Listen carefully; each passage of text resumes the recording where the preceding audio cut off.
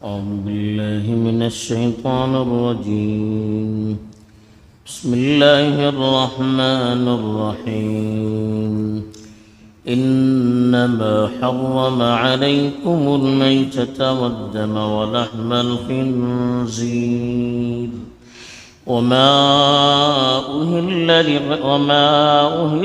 به لغير الله فمن اضطر غير باغ ولا عاد فلا إثم عليه إن الله غفور رحيم.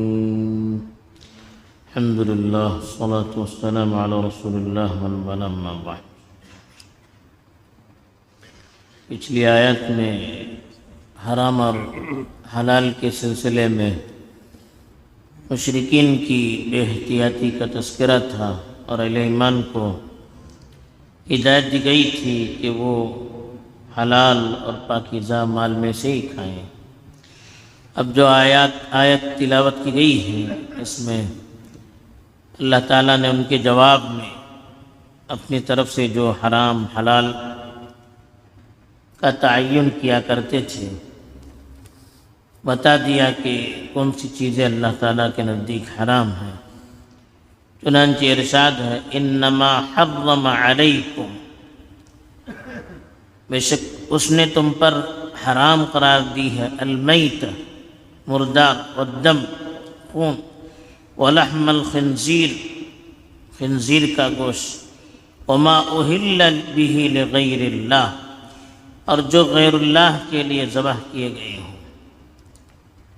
تو یہاں اللہ تعالیٰ نے بتایا کہ آپ نے جو اپنی منمانی جانوروں کو حرام اور حلال متعین کر رکھا ہے وہ تفصیل صحیح نہیں ہے، بلکہ اللہ نے حرام کون سی چیز کو قرار دیا ہے. ایک تو ہے میتہ، میتہ کا مطلب مردار، جو بغیر ذبح کیے ہوئے مر جائے، چاہے گر کر مر جائے، چاہے دب کر مر جائے، یا اور کسی حادثے سے مر جائے، یا اسقط مر جائے، ان سب کو میتہ کہتے ہیں.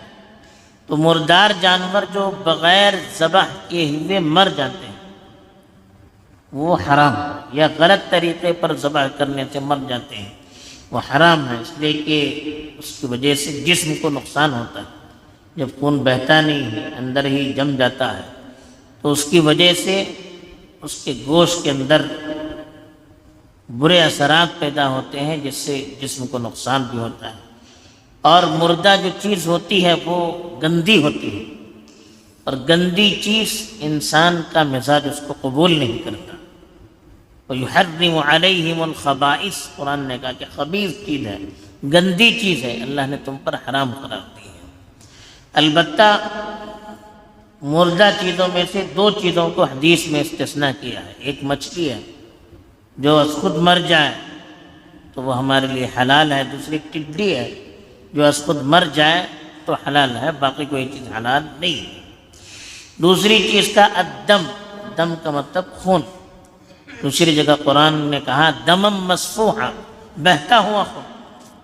جو خون جمع نہیں، بہتا ہوا خون ہے وہ خون حرام ہے. البتہ خون جم جائے، کلیجہ بن جائے یا تلی بن جائے، جو جمع ہوا خون ہوتا ہے، یہ دو چیزیں حدیث میں مستثنیٰ کر دی گئی ہے. باقی جو بھی خون ہے، خون پینا یا خون کو جمع کر کھانا یہ حرام ہے. وَلَحْمَ الْخِنْزِيرِ، خنزیر اس کو سور کہتے ہیں، پگ، وہ بھی حرام ہے. اس کا گوشت کا مطلب عام طور پر گوشت کھایا جاتا ہے، باقی ساری چیزیں بھی استعمال کرنا حرام ہے، اس لیے کہ یہ گندا جانور ہے، گندگی کھاتا ہے، اور اس کی فطرت کے اندر بے حیائی ہے، بے غیرتی ہے، اور اس کے گوشت کے اندر بھی بہت سے برے اثرات ہیں جس سے انسانی جسم کو نقصان ہو سکتا ہے. اور جس چیز کو انسان کھاتا ہے اس کے اثرات منتقل ہو جاتے ہیں.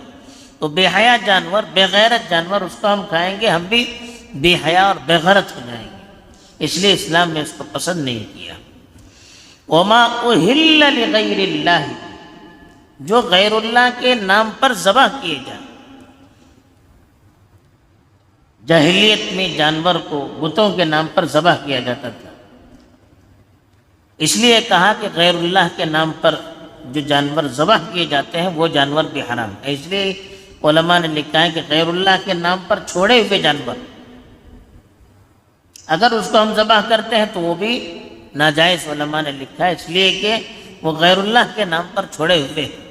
اس سے اندرونی طور پر نقصان ہوتا ہے، جیسے مردار کھانے سے اور خون پینے سے اور خنزیر کے گوشت کے کھانے سے جسمانی طور پر نقصان ہوتا ہے، ایسے علماء نے لکھا ہے کہ غیر اللہ کے نام پر ذبح کیے ہوئے جانور یا غیر اللہ کے نام پر چھوڑے ہوئے جانور اس کو ہم کھائیں گے تو اس سے ہمارا روحانی طور پر نقصان ہوگا، اندرونی طور پر نقصان ہوگا۔